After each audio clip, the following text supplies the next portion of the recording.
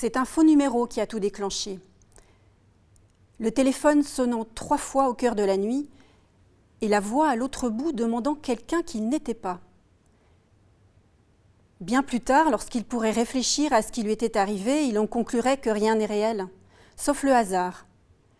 Mais ce serait bien plus tard. Au début, il y a simplement eu l'événement et ses conséquences.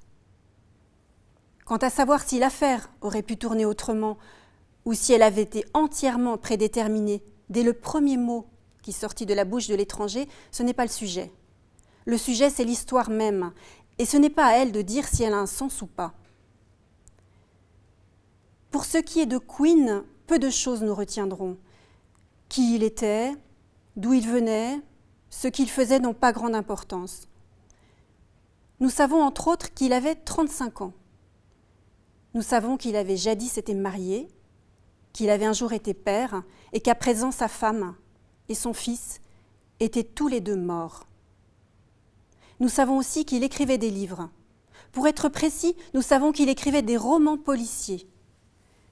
Ces ouvrages étaient signés du nom de William Wilson et il les produisait au rythme d'environ 1 par an, ce qui lui procurait assez d'argent pour vivre modestement dans un petit appartement de New York.